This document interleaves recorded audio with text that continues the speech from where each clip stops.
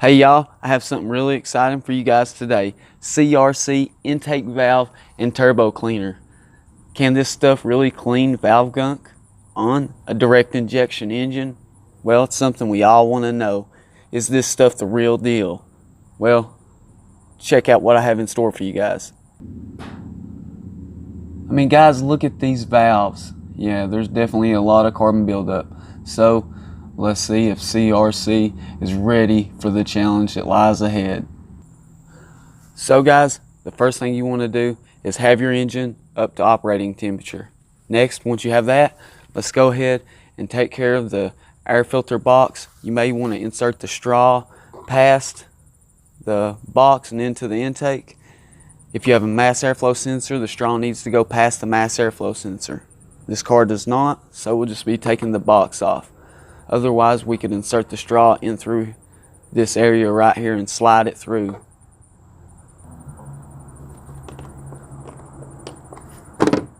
Loosen up all screws or clamps. Pull off the box. Next, take out your filter. Now, let's go ahead, start the engine up. Let this guy get up to about 2,000 to 2,500 RPMs. That way we won't kill the engine out while spraying this in the intake. First step, start your engine up.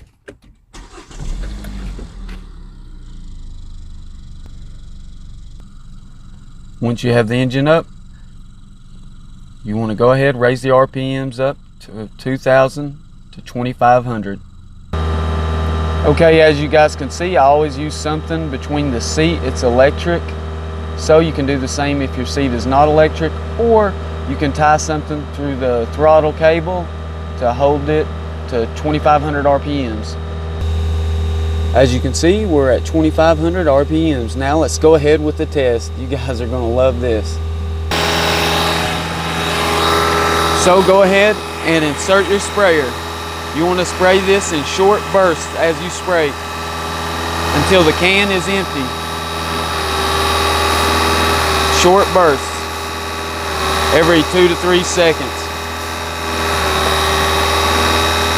I've extended the straw outside so that you guys can see better the chemical going in the intake. Typically, I will insert the straw farther into the intake. This way that it helps the spray pattern carry through better. Also, it doesn't drip anywhere. As you can see, this bottle's made to go upside down however you'd like.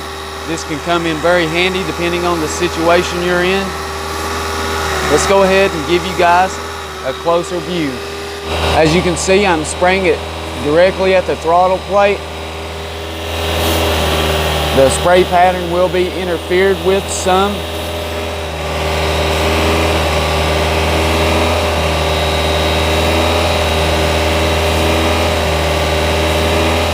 You're going to continue doing this, as I said, till the can is empty.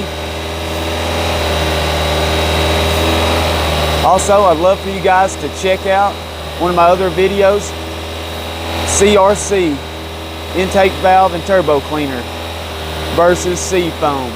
So you want to definitely check that one out. There's something really great in store for you guys in that video.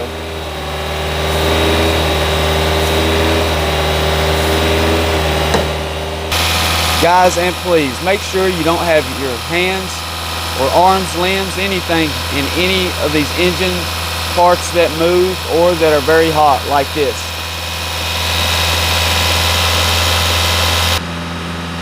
Is there any exhaust smoke? Not seeing any from here. Let's go ahead and get a little bit better view. Checking out the view back here. I'm not really seeing any exhaust smoke yet, so let's go ahead and continue with the test.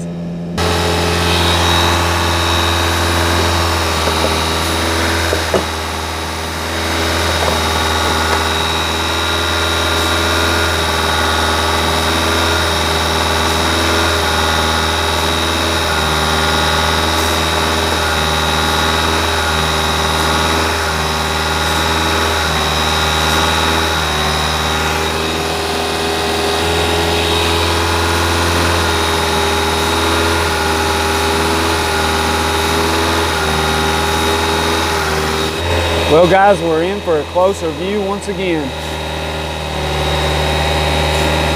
So what do you guys think? Have you had any experience with this product? Be sure and let me know in the comments below. Have you had any experience? If not with this product, share your experience with another product, because that's what it's all about here at Nate's Interactive Auto Community, NIA. Sharing our experience with one another. This can go a long way to help others out. Save time and money. I know this stuff definitely cleans the throttle plate. The throttle plate was already clean, but it wasn't in the beginning in a previous video. This stuff really does some cleaning action. Cleaning intake valves, well, you can make that decision all on your own.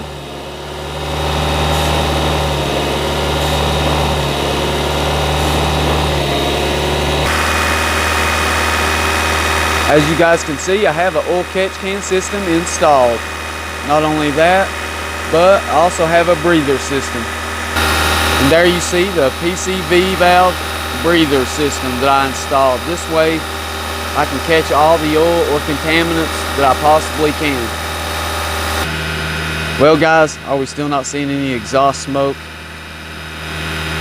Looks like I may see a little, I'm not sure. Let's go for a closer look once again. Here we are at the exhaust. Not really seeing much of a difference. Let me know what you guys think. Let's go ahead and jump back in. Alright guys, I'm really excited to see what these valves look like. I want to see just how well this stuff really works. And I want you to be sure and check out these valves before, because there's definitely a lot of work ahead, as you saw in the picture in the beginning of the video. Well y'all, when you're done with this, you sprayed all the product, allow the engine to run for 2 or 3 seconds or minutes, then turn the engine off once you drop the RPM back down to normal.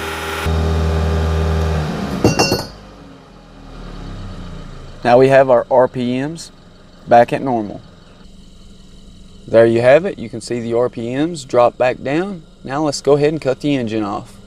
Allow it to heat soak for 2 hours.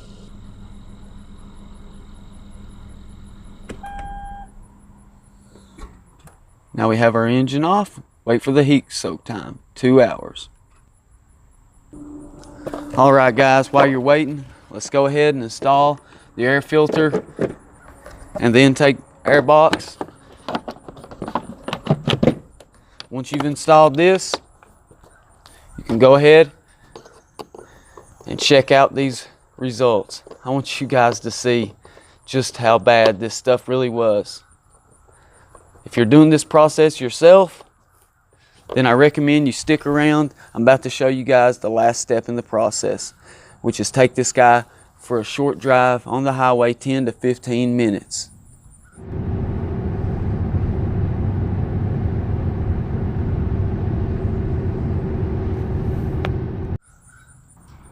Alright guys, once you took your vehicle on the highway for 10 to 15 minutes at highway speeds, you can go ahead and you're definitely good to go.